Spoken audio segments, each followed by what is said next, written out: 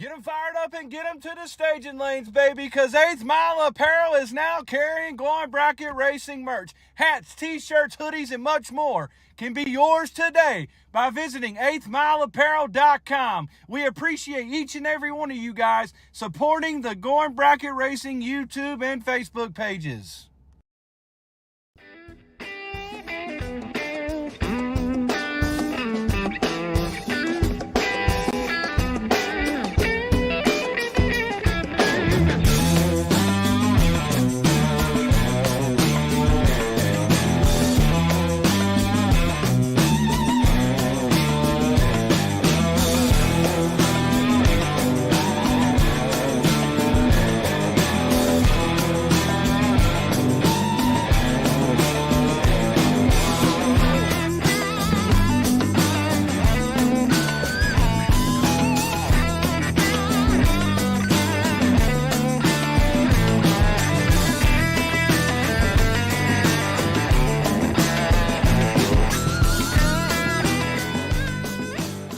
What's up, everybody? Casey and George back with another episode of GBR Live, episode 159, June 25th, I believe, 2024. In fact, I don't believe, I do know that because it's my wife's birthday. So happy birthday to my wife.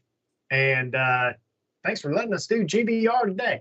So also, we want to thank TSR Racing Products. Go to them for your Power Glass Turbo 350s, 400, 727 transmissions and transmission parts. VRG 3D printed parts, anything you need, Brian Garrett will get it printed up for you. Just give him some dimensions. He'll print those custom parts you need for your race car. Syntex Printing out there in Temple, Texas. Stickers, shirts, brochures, anything you need for your company. Call them over there at Syntex Printing and they will get that out for you. Make you some more money so you can buy some more race car parts. Driven Racing Oil. Get your oil for your engine, transmission, rear end, truck you tow with. Cleaning products. By the way, I have... and use the code GBR10 while you're at it. But, by the way, Speed Clean, that new Speed Clean that we've been talking about, Dad had some old ratty trailer. You know those white trailers, they sit under trees and they look terrible? Dude, this trailer, I'm telling you, and he blew a tire on the way here, by the way.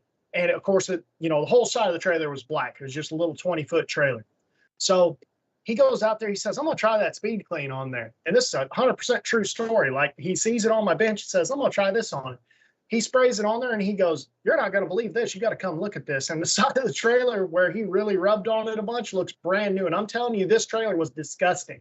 Like the ones that you see on Facebook Marketplace and they're marked down about 10 grand more than they should be. That's why. So if you have a trailer that looks like that, I mean, it takes a lot of elbow grease and a lot of time, but that Speed Clean makes them look brand new. And we tried cleaning it with that awesome stuff.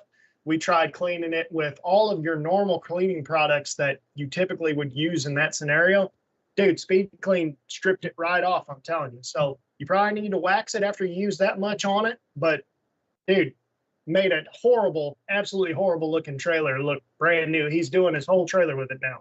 So, anyway, GBR 10. Get yourself some Speed Clean because you all need it. Get yourself 10% off your order. Just buy a case while you're at it because you're going to use it, I promise you. Proform Parts. Visit proformparts.com for your shop tools, carburetors, starters, alternators, radiators, accessories, and much, much more. And I think we're going to be doing some giveaways for them, so you need to watch GBR Live every single week so you can get in on those. You're not going to have to pay for nothing. It's going to be just free giveaway to our viewers. Crew Chief Pro Software. Contact Don Higgins whenever it's 110 degrees outside and you can't figure out heads or tails of what that dial-in is going to be. Crew Chief Pro will get you figured out better than you're going to. And, of course, the Easy Light, which is the only way that I can see my fuel level on this new car because it is very dark and there is nothing in there to look for anything in that fuel cell. So get yourself an Easy Light and make it easier for you to fuel up at night. And, of course, you want some of these super cool GBR merchandise, hats, hoodies, all kinds of stuff that we end up coming up with, parachute tags, 8thmileapparel.com. That's where you get all that stuff. So, George, now that I've said all that, I feel like I'm caught up from us missing last week. So what's new with you? Hey man, nothing at all. Got a chance to relax on the weekend, and I did miss out on quite a bit of racing as I'm told. And happy 13th anniversary to my wife. If you guys are smart, unlike Casey, who almost got the date wrong here at the beginning of the show, I was hoping that he'd rebound because I knew it was Laura's birthday as well. So I'm like, well, Casey, you better get this one right, buddy. Go downstairs, you're gonna be in deep trouble. But yeah, man. So I got a chance to hang out, kind of hotel it, watch drag racing in a swimming pool, and kind of do my racing fit while I'm at on a anniversary trip with my wife. So, but hey, I just wanted to shout out real quick out of Ferris, Texas. Big time hats off and congratulations to the Pennington brothers for what I heard was a excellent show. Well ran. No One Shot National, I believe, was the name of the event. Got rained out once and rescheduled here just last week, and I do believe the car count was fairly good there. I know for a fact that the race ran good just based on what I heard. So if you're in this Texas area, and even if you aren't, because I know there were some travelers from pretty long distances that actually showed up for this race. Keep your eyes open for the Pennington Promotions One Shot National. I do believe that's the name of their promotion company, and definitely a great job to everybody involved, from the office staff all the way down to the guy in the back of the pits. We know Extreme Raceway staff is going to do a good job at all times, and I'm pretty sure that you're well appreciated as well. So, Casey, man, that's also, let me go ahead and mention while we're here before we get into what I would say a very, very interesting topic. We kind of alluded to it a little bit on our state of bracket racing a couple weeks back, Casey. And this was probably the only topic that hasn't necessarily been resolved yet. How to do it is kind of the barrier. But let me shout out Mid-State Dragway for getting their thing done on another episode of the Twin Tens. I want to say that Caleb Baird won one of the events. And I feel like the Reed brothers racing team might have squared off against each other in the other, where it was father versus son. And if you're a father-son duo, well, I can promise you that the sons have dreamed of a day to where they get to beat up on dad in the final. And Tim Reed got a chance to do so, if I'm not mistaken myself. So that's a pretty good story period. That's a great racing story. I have that dream myself, and we'll share this moment in time for the life of YouTube to say to my father, Dad, if you meet me in the final, I'm going to whoop you like you stole something. Yep, there it is. I'm going to talk my trash right now, Casey. What you want to say to your dad? Anything? I've run my dad in the semifinals, and luckily he built my car about 100th faster because I red lighted like crazy. And I think he red lighted. It was at ET Raceway, which is now Wagler Motorsports Park. And that's the deepest I think we've ran each other. I think we had an opportunity one time, and one of us lost to run each other in the finals potentially. But yeah, so I think Dad was like 5 red and I was 15 red behind him, but there was no true start, so it didn't matter. So I almost red lighted before him, but I didn't. Luckily, I ended up winning the race, so I don't think he cared that much. But dude, I'll tell you one thing. It's been hot outside here in North Carolina, man. Everything got shut down this week for the most part. There were a few tracks open. I do got to shout out my buddy Matthew Medlin, man. He took the slow rolling Nova down there to Rico, I believe, and ended up coming home with that winner's check. And I don't know if they give him a trophy or not, but dude, it was pretty wild. He was sending us to our group chat of just our racing buddies out here that we were all talking on the phone. And Matt's out there racing, and he's sending us his time slips. And Adam goes, dude, if you throw out his worst light right now, this was like 5th or 6th round. If you threw out his worst light, which is 12, by the way, his spread was 4,000. So he earned that race. He was going to win it, and he won it. So, yeah. So shout out to him for getting that done. Definitely. I'm seeing some shout outs in the chat for the Oakley Super Quick winner. Looks like Tim Foley might have got another one.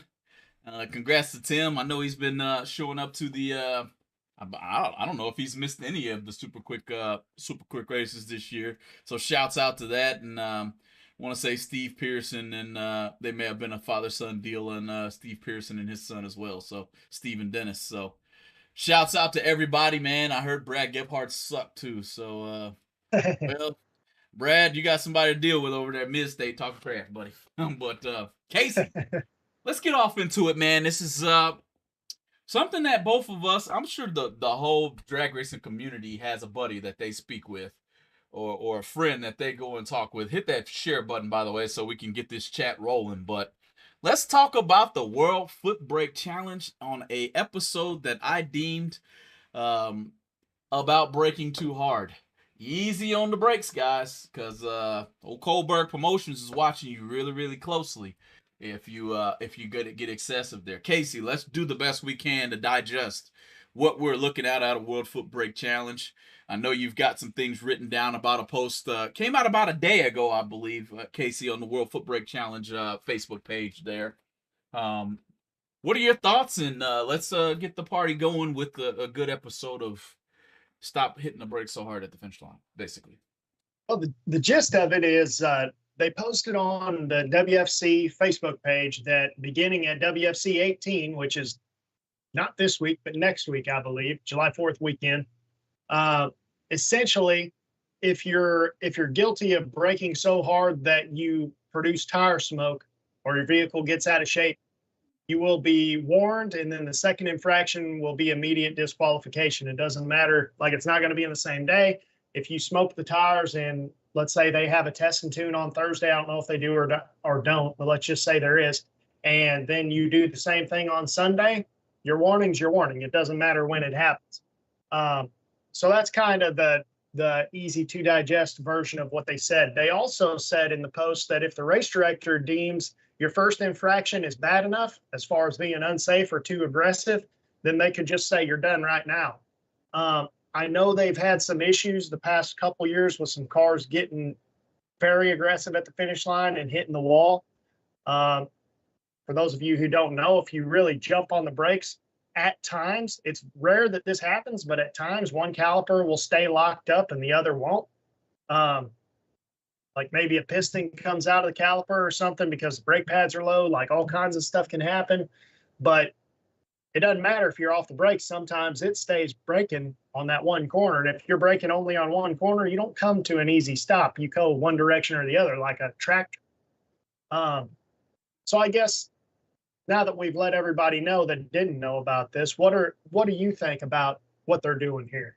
Yeah, I'm gonna piggyback off. You got Michael Beard in here, which is gonna be a great mind to pick during this whole show. Yeah. So Mike, don't leave us, Mike, man, stay with us. But so basically, he's saying they do have test and tune on Thursday, and a 5K gamblers race as well, I do believe. So at least we know there's going to be some racing going on in the very beginning of this thing. What do I think? Bravo is what I think. You know, you guys can go and look at this post if you would like, and kind of scroll through some of the comments, and that's what I'm gonna do here as we go through this show today. But Casey, we've seen it too many times, and at least once this year, where a car has tried to get rid of 15 mile an hour in a matter of 60 feet. Okay, that's the best way I can put it, because mile an hour cone, I do believe mile an hour cone, the finish line stripe is 60 feet. Somebody can tell me if I'm wrong. It's right there somewhere, right? But it's about time somebody puts something into it. The main thing, Casey, that you and I have always discussed still rears its ugly face into this conversation. It is, how do you enforce it? I do like Colberg's thought process. A race director will be watching. And if he deems that the first infraction is bad enough to, I don't know if it's kick you off the property or just disqualify you for the day's event, we'll let that be cleared up. Hopefully Big Jed jumps in here. He's a freaking flyer over here at GBR. But I like the rule set, and somebody is watching to make a determining factor. So I definitely like what I see. It's definitely a drop in the bucket, in my opinion, and something that I feel like, especially knowing it's coming out of the World Foot Brake Challenge and Big Jed himself, they've been watching this for a while, and they've been trying to formulate a way to enforce this for a while, and this is just going to be the start of enforcement, hopefully the start of a trend as well. Casey, as we keep moving, how do we enforce it, man? There's many ways. Chat, if you got anything you want to say and kind of leave a few, chime in for us and let us know how you feel about this. But I don't like when I scroll through here and see Scooter Hamlin's car that I know he spent gobs of money as well as gobs of time with his father to put together, to be driven into because somebody decided, I'm not going to catch you, so I'm going to try to kill 17,000 mile an hour in 60 feet, even though I ain't getting there. You're going to beat me by a long shot, and then drive into your quarter panel and send you flying and wrecking up a car that you spent so much time on. But how do we enforce it, Casey? Because we can't get that far. Right. Well, the tire smoke deal is a way to be able to determine from the tower. I think the best method is obviously you can clearly see when a car is out of shape at the finish line, which is, not always, but in a race that primarily runs 6 flat to 7 flat cars for probably 85% of them, it's extremely rare that a car would get out of shape at the finish line unless there was something on the track that was missed, or the only other option is typically when they're on the brakes. There are other things that can happen. I'm not saying those are the only things. I am saying that I personally own a car that is in that range, and I now own a car that's substantially faster than that, and I know what it takes for them to get out of shape. That slow car kind of can run over anything for the most part. I did have a scenario, I will say, with my blue car that when you would hit the brakes at the finish line, it would get all wobbly and stuff. And that actually was because a shock was bad in the front and it was collapsing. So on one hand, they were supposed to be a 90-10 shock. So one side would dive down because it had absolutely no compression in it. It was just on the spring. And the other side would stay up. So it dragged you that direction. And you can see in some of those in-car videos that Dylan was doing, whenever he's doing the vlogs. If you look at some of those vlogs, you'll notice that bobbling around, that was at that time. Something, just a weird deal. I took them off, obviously replaced shocks, no problem anymore. So there are other options. However, I think the people who are in control at this race, they're racers themselves. So if that was a scenario that something happened, I think people like Jared, for example, would be able to go down there and be like, oh yeah, that makes sense, fix it. Right. And then it wouldn't be a big deal. But the thing is also, if they say, hey, this is your warning, well, guess what? If it was an accident, you're not going to do it again anyway, if it was truly an accident, because you didn't mean to do it the first time. So I don't really think it's that big of a deal. There's absolutely nothing wrong with somebody coming up and saying, hey man, you're getting a little too aggressive here.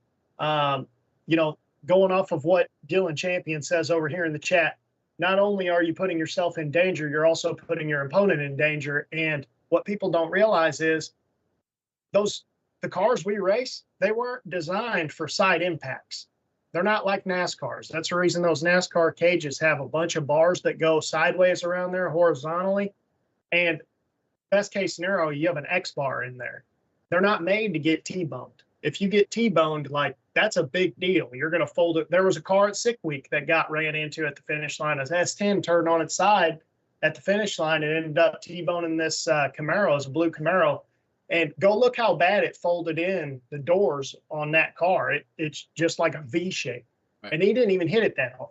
Right. So to piggyback off kind of what you said, I'll take a comment from Michael Beard. He said two things for sure. It says, set up your brakes and suspension to stop, not slide. Okay. Right. And I'm not an excessive braker. I'm going to tell you right now, it's not something that I do on the racetrack. Will I drop? Sure. Is it going to be an excessive braking type of drop? No, absolutely not. Okay. But on the second hand, he says, know the limits of your race car, which I believe last week we had the show called Seat Time. Basically, he just said, drive your race car. And if it's not set up right, you've driven it so much, you know to set it up right. So I'll take that comment as a 1-2 punch. Know your equipment and set it up to stop, not slide. Because a lot of us, I won't say a lot of excessive braking, it does lead to sliding and then upsetting the chassis in the first place. Kind of maybe even putting an exclamation point on something that isn't set up correctly in the first place. So, Casey, man, but in the same breath, how do we enforce it? I understand that, yeah, the naked eye tell you all you want to see, right? But we've talked 1,000 times about how, you know, a fast car can get insurance, but a slow car can, but a fast door car can't. How are we even determining that? I know it's a totally different subject, but obviously there's hierarchies to this thing here. How do we enforce that car that killed 15 mile an hour and actually killed 6 or 7 hun versus that car that killed 15 mile an hour and killed 2 hun? How do we do that? Well, you have to have someone in charge making the decision that knows what's going on, that understands what's what. Because again, 15 mile an hour for Fast and Fincham going 740s or 730s, whatever he goes now. 15 mile an hour for that car is not the same as a 450 dragster killing 15 mile an hour. And there is a way you can safely kill 50 mile an hour in that 450 dragster. There's people who do it every weekend. The Williams boys do it all the time. They're the ones that started all that stuff. And you don't see them crashing. So it is possible to do it safely. Jeff Serra does it every single week and doesn't. I mean, I've seen him slide the tires one time, I think. In all the, Jeff Serra's probably made over 1,000 runs in the last 3 years. So hold on a minute here. So I understand the Jeff Serras and all these big name race car drivers, right? But are they really doing it safely? Because if one thing goes wrong and you're driving the way you generally drive safely, are we not in trouble based on excessive braking after that in the first place? I don't know if this to be the case, but I'll call it out exactly how I saw it. I could be 100% wrong. I don't mean to point fingers at nobody. I'm not slighting anybody. Shane Carr wrecked he wrecked at the finish line. Am I to say that that was excessive braking? He is a very, very accomplished driver who can drive anything, in my opinion, and it looked like the car slightly got out of the lane on him, and he drove it like normal. But what happened? This was safe braking, wasn't it? That's a good point. That's a good point. This is the hard part to the whole thing, guys. This is what we're trying to point out. It's going to be extremely interesting, but well worth the interest. Well worth taking a look at it to see if we can come up with something. Go ahead, Casey. So this is another option to take, and this is kind of really the first race that I feel like this may really be enforced, because it is progressively getting a little bit worse. And Jared was on the mic a year or two. I believe it was last year or the year before, and he flat out got on the mic and was pissed off and said, "You guys need to stop doing this. This isn't the first time. This is just the first time that someone hit the wall. And I've been watching this all day, and I'm tired of it, and I'm not dealing with it anymore." So should we have a panel of racers that would actually make the decision, kind of like the Supreme Court of racers, you know, it would have to be people who are at that event. It would have to be people who are at least mildly accomplished. Like, it doesn't necessarily need to be Nick Hastings because he's the #1 foot brake driver ever type thing, but it needs to be people who have experience, who are going to make a decision based on what they see and not what they think. Like, don't come into it already thinking, "Oh, well, I think you should hold it to the floor every run anyway." It's got to be people who drive both ways, but do it effectively and safely and have been doing it a long time.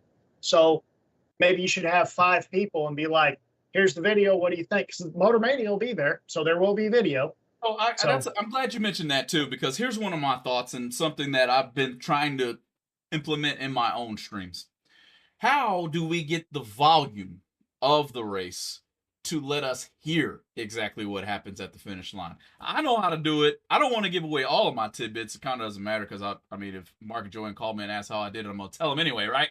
But do we need a mic on the track at, say, 580 feet to just hear it blatantly? Because audibly, if you're dropping that hard, it's got to make a sound. Right or wrong? I don't know, right? Because I don't drive that way, so I don't know. It'll squeal, just like a bike tire, you know. You're going to hear something. Yeah. I did see, speaking of being at the finish line, I did see there were a couple comments. There's like 300 something comments on that post, guys. So if you want to go read through them, there's some interesting thoughts in there. One of them was, for example, if you ever notice an NHRA deal or like a PDRA or something like that, they spray into the shutdown. And that's because a lot of those cars are all out of control anyway. Like they're just trying to get to the finish line. Our Pro Mod car, it's always out of control all the time. Yeah, Rob Fisher made this comment. I'm looking at it. Go ahead. Yeah. So you go down and they spray beyond the finish line. And the reason that is because it still gives you some sticky. So that way your tires don't slide because they have traction. Because traction on the starting line to accelerate you, it also is needed in the finish line to decelerate you. It's just working in the opposite way. It's keeping you from going forward and it's keeping your tires from sliding.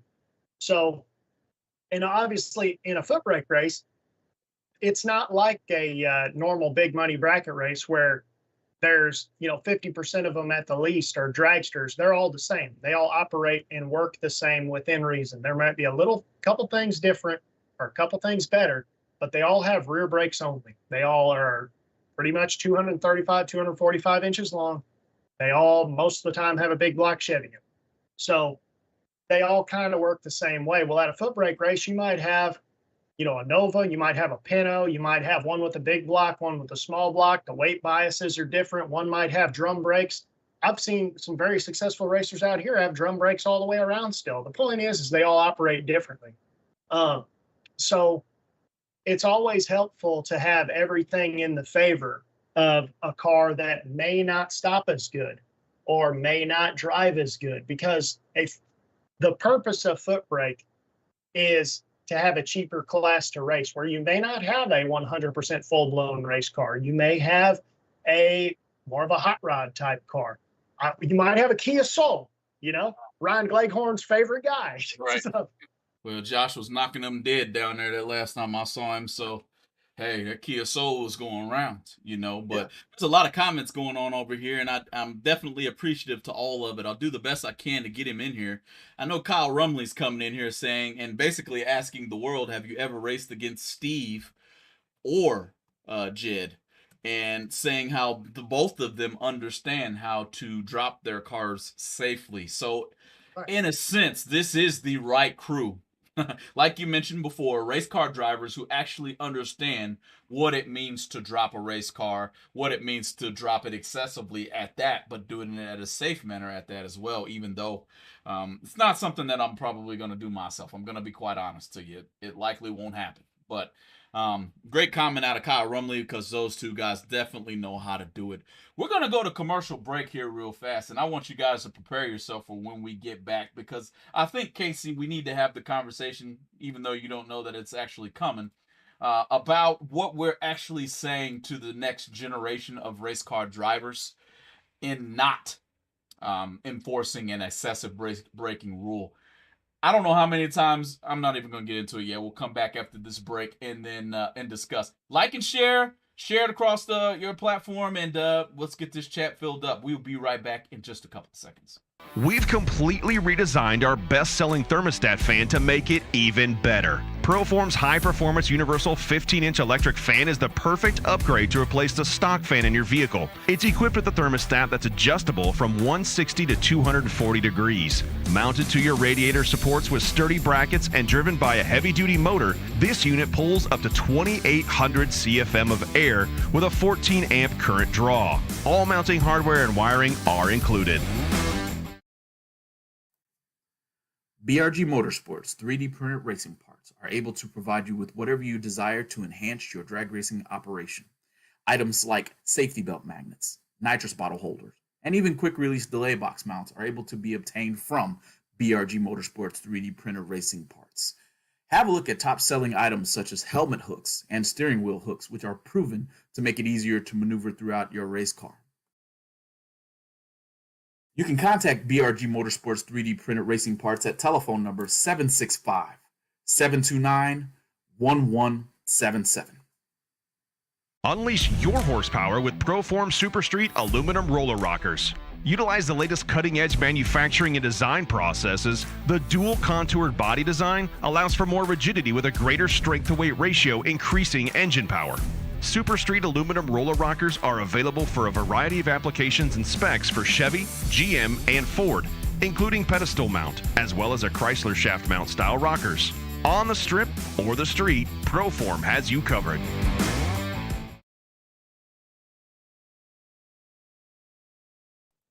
All right. Welcome back. Going Bracket Racing episode 159. Jeez, I don't know. Casey, it just keeps going, don't it, man? Golly, 159 of them, but can't be done. First and foremost, without the GBR community, guys. We appreciate you, the drag racer, the drag race fan, the person with an opinion that ain't scared to drop it here on Going Bracket Racing, because that's what we like in the first place. We appreciate you guys representing us. I don't know how many times I've been out at a track and seen the GBR logo fly on somebody's shirt and been approached and spoken with a lot of you guys. So definitely wouldn't have GBR without you guys. This is built for the racer by racers. So if you got something you want to get off your chest, come on, get it off. You know what I mean? So special shout out to you guys. Easy Light. I love fueling my car at night now just because of you, and I'm just going to leave it at that. Team 14 Motorsports on board with us since the beginning. Ken Jones Performance, Syntex Printing, 8th Mile Apparel. You want to get you some GBR merch, get some shirts. The piss on delay boxes shirt seems to be a pretty hot hit. I don't know if she's sold out yet, but the last I heard, I thought she was pretty close. So don't snooze or you'll lose. You guys might even see that at the World Foot Brake Challenge, as I think she may be out there with the 8th Mile Apparel tent. But stop by, get you a good old piss on delay boxes shirt. Support GBR there. Proform Parts, thanks for everything you do. As Casey mentioned, we'll be having some giveaways free. Just come on in and view us and talk with us in the chat on our live events. And every now and then we will be doing some giveaways of some good old Proform Parts.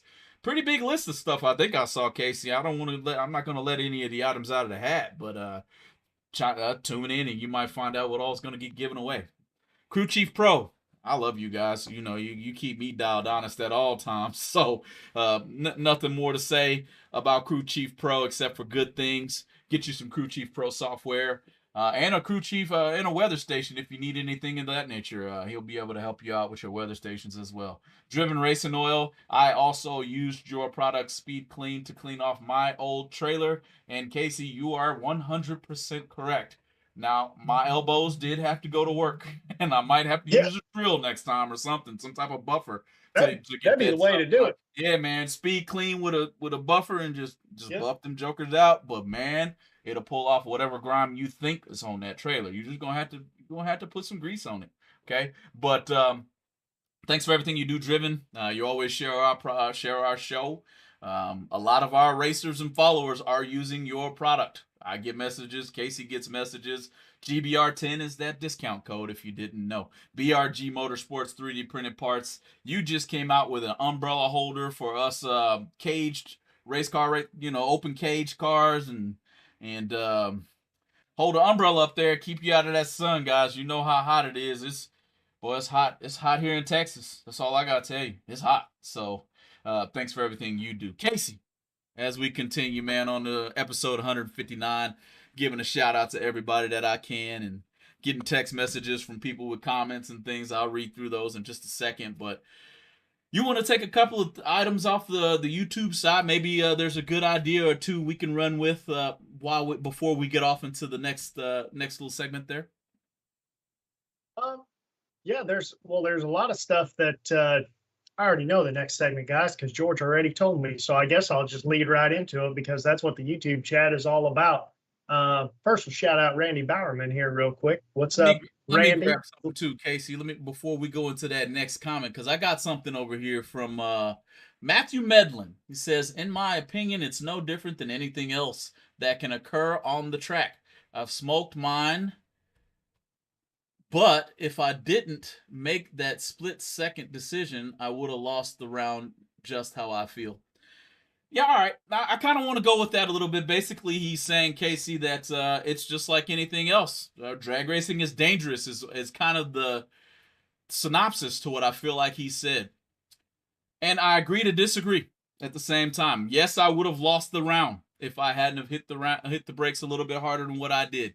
Yes, I would have won the round if I had have stayed off of them as hard as I got them. I don't know. The scenario's the same, right? It works either way. But there are scenarios that we can see, and I'm serious. You can just go look at the World Foot Brake Challenge post and look at Scooter Hamlin's car that he spent a lot of time to build, where excessive braking cost him that race car. It wasn't anything on the track. It definitely wasn't intentional, but it was excessive braking, upset chassis equals car inside of race car in the other lane. So now there's who's going to pay for that, by the way? Okay, are we just going to say I can hit the brakes as hard as I want to, and the next car in the other lane, I'm not even going to say sorry or offer to pay for what I just destroyed being unsafe. This is the politically correct way to put it. So I like your comment. I appreciate the opinion as well, and just differ from the opinion. Everybody's entitled to that opinion, however. There's a point to where it's too much, and that's what Colberg is saying. Go ahead, Casey. I'm sorry I interrupted you there. Unless you want to add into what I just said. Well, my question also is, and I know this is like the nightmare for Big Jed and Colberg and everybody. But what happens if this is deemed excessive braking in the final of the WFC, which is the OG million for the foot brake racers, and it's taken away from the winner? That's where I think that the board of racers or whatever kind of would need to be there, because that's a terrible position for one person to be in, or one promotion staff to be in, taking away potentially the biggest win of someone's entire life because of something. I mean, you could say, yes, it was excessive braking. You could also say, dude, you're literally in the biggest final that you'll ever be in, probably in your entire life, that you'll never get back to. Maybe you're a little hyped up. Maybe you're not a guy who excessively brakes. Maybe you got on the brake a little too hard for whatever reason. What do you do in that scenario? Because it's like, I don't know. Like, I don't know what you do in that scenario. And I know that that's literally the nightmare scenario that Jed's hoping that never has to be dealt with. But I think that a board of 5 people or 3 people, like 3 people that people respect. And it could be something also that as you're coming in the gate, there's plenty of racers there. They say, these are the people we have to pick from. Here's a list of 10. Will you just pick one of these people and just start writing hash marks by people and say, hey, man, you guys are the board of directors if you don't mind, and then just go to the next guy or whatever. But, just see who it is. I like it. And at the same time, it may not even take all that, Casey, because I'm going to be honest with you. I'm going to master the sound of the racetrack. I'm going to master it. And then you don't have to. All you have to do is take your cell phone, doodad, hit rewind on the live stream, and stick your phone up, stick that, or get some headphones on so they can noise cancel, and listen. You're going to know what's excessive and what's not. But I think it's going to take something of that nature in order to be accurate each time. You see it with your eyes and like, that looked like it was funny looking. And you hit rewind a couple times on your computer desktop, and you go in there and listen, and you say, yeah, that's tough. That right there is going to hold everybody accountable, because the camera does not lie. The camera doesn't play favorites. Okay, you could pick George Atchison to be the spotter. Now, this is a bad example because I'm as straight up as they come. But if Pops Atchison, even though he doesn't drive that way, goes down there and drops it and screeches the tires but still gets the wind light, I didn't see nothing. Do you see how easy that is, though, right? That's not who I am as a person, but it's possible. It's very possible. And so I really feel like you have to employ what's already employed there, and that's the live stream. The live stream is going to make it. It's going to make it to where you can enforce whatever you want to enforce. That's all I got. And I don't think that these are the type of guys either that are going to be like, oh, it's a gray area and rule against you. I think it's going to be a baseball thing, tie goes to the runner type thing. Well, it looked kind of bad, but we'll let you slide. It has to be blatantly obvious. I think you're right. To where even they would show them on the live stream, and the guy would have to be like, Okay, yeah, you know. I think you're right. I think you're right. But as we went to commercial, Casey, and had to go to the chat because you guys are leaving a lot of good information out here, and we definitely appreciate it. But as we went to commercial break, we did talk about something, and there's a few messages coming through my phone, which I will keep anonymous, and just do the best I can to tread lightly here because it is probably a touchy subject. But who's teaching these younger racers in these junior cars, in these big cars after they get out of junior cars? Why do they think it's so cool to hold 10 numbers? I understand that it changes the way the race looks. Okay, but there's also the opposite side of that as well. I understand it. You probably understand it. I don't have nitrous on my car. But if I know you're holding and I spray drop you, what are you going to do about it besides break out? What you going to do? Right? So who's teaching these kids that it is cool to hold numbers? Who's doing it? I don't have the answer. You might not have the answer, but somebody's teaching this. It's not a bad thing. It's actually a good thing. It's teaching the kids how to race. That's the whole point of junior dragsters. People forget about that sometimes, but the point of junior dragsters is to teach kids how to race and how to race on their own.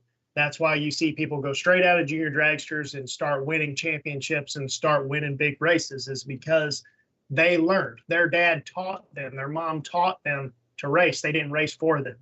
So that's number one. Number two is like Kenny's saying here in the YouTube side of the chat, they see it on the feeds.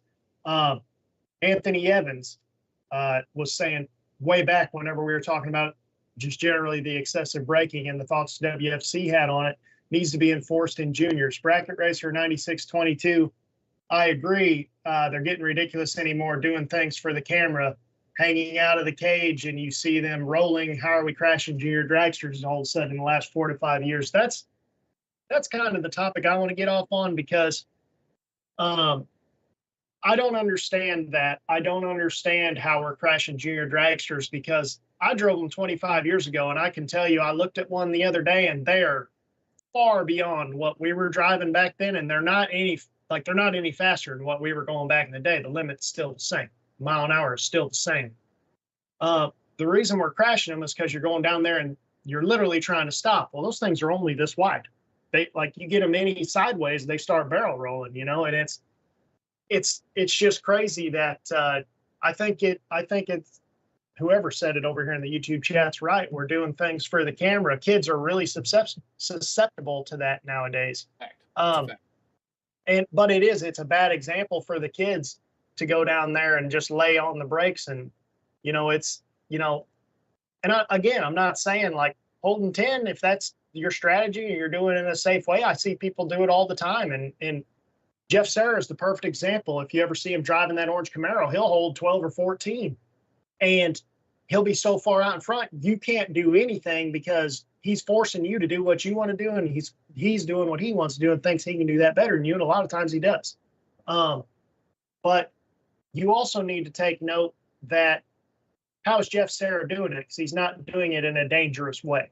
That's what you need to pay attention to. If you want to hold that much and you want to do it for whatever reason, because you think it gives you a better advantage, then look at the way they're doing it. Don't try to get rid of it all at the end. Don't get caught up in a race and get all the way to the mile-an-hour cone, which is 66 feet from the finish line, by the way.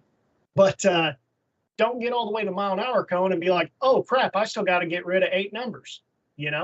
Like, you have to be disciplined. And if you can't be disciplined enough to hold that much, not only is it really unsafe to do that, but you're not going to win many rounds if you're not disciplined enough to hold what you're holding and know that, okay, I still got to get rid of it even though he's with me. And, you have to do it the right way to be safe and win rounds. I like this out of Tex Griffiths too, and I'm just going to paraphrase what he's saying with my own analogy. He's basically saying monkey see, monkey do. Right? Well, how like when you watch TV, like I watch the Moonshiners quite a bit. I like Moonshiners. I like Moonshine too. Anyway, you should live out here by me, George. Basically, what I'm saying is, half the time before they even come on the show, they say this is done by professionals. Do not try this at home. Okay, so can you see me? And I'm not a professional. Like some of these drivers, they actually know how how to get rid of these cars. Like you just said, Jeff Serra, he might be holding 15, but I bet you he started getting rid of it at 300 feet. He started getting rid of something right off the rip, right? So anyway, it would be like me getting my pot still out in the backyard and trying not to blow up the neighborhood. Basically, what I'm getting at here. Yeah, I see them make moonshine on TV all the time. That don't mean I can just mimic exactly what they're doing, go out in my backyard and do it for myself, right? That's what's going on in racing with these youngsters, in my opinion. It's out there for everybody to see, but somebody's teaching it. It's this period, point blank. Somebody is saying, hold these numbers, make the race look different. Go ahead. Or there might not be someone teaching it, but there's definitely somebody that's not saying don't do that. And I can tell you for a fact, if I was driving like that when I was a kid, my dad would be on me and I wouldn't be racing if I didn't listen to him. And that's what needs to happen in those scenarios. I agree 100%, man, because at the same time, we have to protect the sport and the people who drive in the other lane next to me. Okay, so and to go back to it, and I keep hinting at Scooter Hamlin. Who's going to pay for that car? Okay, if somebody wrecks in the my truck, it's just going to be a sad day. I'm going to cry, number one. But number two, I'm not loaded enough just to replace that truck like that. I'm calling Larice tomorrow. That's how I feel right now. I guess everybody better get on-track insurance if we're not going to enforce this excessive braking. That's my opinion. Yep. Not everything, and don't make it sound like, guys, or I'm not trying to make it sound like that every accident that happens on a racetrack is the product of excessive braking. I have to throw that out there. If you didn't know it, that's not what I'm trying to do here. That's not what we're trying to do, Casey, as far as for just browbeating excessive braking. So, anyway. So, the last, I guess, comment on this whole deal would be, for me anyway, would be, do you think just the fact that they said it will make it to where this isn't even an issue now? Just knowing the fact that, hey, people are legitimately watching now. People are saying, like, look, you can do whatever you want, but we're not playing that game anymore. I hope this is as publicized as the race is itself. That's what I hope, because that is the only way that people pulling into the gates will understand they watching. Hey, Jed, do yourself a favor. If you want to, maybe I need to make a GBR shirt or a GBR banner that says we're watching for excessive braking, and fly that joker right in the gates. As soon as they go into the gates, it's a big GBR logo. No, a big banner that says we are watching for excessive braking. Now that right there will have everybody in the know that excessive braking will not be tolerated. That's it right there. Excessive braking will not be tolerated on a banner. That's what needs to be done. Put it in there. And it needs to be, man. And again, this whole deal, like, we're not saying obviously you shouldn't hold numbers. I mean, obviously everybody does that. I do that time to time. Sometimes I do it right. Sometimes I do it wrong.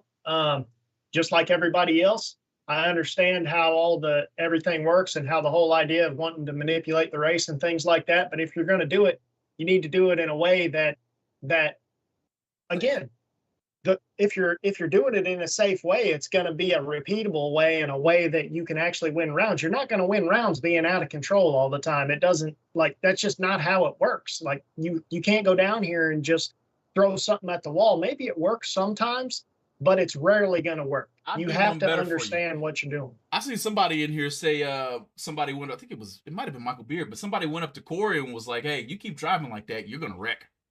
And Corey stopped driving like that. Okay. But what happened? He got better. He got better after that. So I challenge all of you watching, and especially the youngsters, get on the map for doing it the right way and watch how much more praise or pats on the shoulder you get when you win races doing it the right way. Yep. Get on that level. That's a very good example, because in my mind, I think Corey Galletti, as long as big money bracket racing sticks around, I think Corey Galletti by far is number one. He's going to be the best that's ever done it. If he keeps winning at the pace he's winning, there's nobody better than Corey Galletti. I think he's going to surpass Gary Williams. I just think that. I mean, I really do think that he's he's a great race car driver. He drives a lot. He wins a lot. But you're exactly right. And I think that Chris is the one that said, stop driving like that. And then he crashed. And again, he stops driving like that. He found the limit of the car, and he's better than he ever was. Got better, dude. So He got better. you don't need to drive like that to, you just need to be in control. When you're in control, you're going to be better. And I don't think that anybody's better than Corey Galletti. It's more impressive, in my opinion, to make the race look different safely, like what the Jeff Serras are doing, like what Corey Galletti's able to do. There's a plethora of people who are able to do it. Probably all of them can do it the exact same way and get in trouble down there every now and then and just jam them up, right? That's exactly what I feel like's happening. You're trying to do what you know how to do, and all of a sudden you're not in position to do it, and you got to get rid of it, right?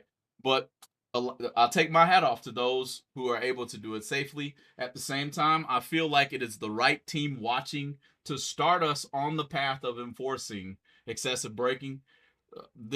Jed and his partner are the right to start that ship going in the right direction. And I wish the best of luck to the enforcement, and everybody watching. And let's just keep our eyes on it. Let's see what happens with this. Man, I'm definitely happy to see it though, Casey. Just like I said at the beginning of the show, we talked about it a few weeks back on the state of bracket racing. What was one thing that hadn't changed that we've talked about? Everything was pretty spot on, except for the excessive braking deal. We still hadn't seen any movement. I think we're about to see it, man. Yep, I think so too. I think, as usual, WFC team, the Colberg Promotions team, is in front of, I feel like what the Fling Series is to top bulb racing is what Colberg is to bottom bulb racing. And I think that a lot of people follow suit on what they do and what they see because they're very well respected. I mean, this is going to be the 18th WFC. You don't just willy-nilly your way to 18, yearly. This isn't 18 races total. This is 18 of this race. So it's 18 years of this race going on. You have a lot of experience back there. You have some very respected promoters and racers. And as usual, man, I'm interested to see what happens at WFC. I'm not even a foot brake racer, really. Like I do it time to time for fun, but I always like watching the WFC. They bring the best racers out there, and again, it's on Motor Mania. It's free, so why wouldn't you watch it? True statement, man. True statement. And I apologize to my friends at TB Promotions. Time got away from me today. I had a commercial for you guys. I'll run it on the next show if the July. We got a little time here. $250,000 coming up for TB Promotions, Casey. And I heard on that commercial, if they sell it out, they'll give everybody $100 at the gate. So, just another way for TB to give it back to you guys. And don't miss out on that. I'm pretty sure everybody will be tuned in, including myself. If I'm lucky enough, I won't be lucky enough, so I'll be watching on YouTube. So. Guys, appreciate you joining us here on another episode of Going Bracket Racing.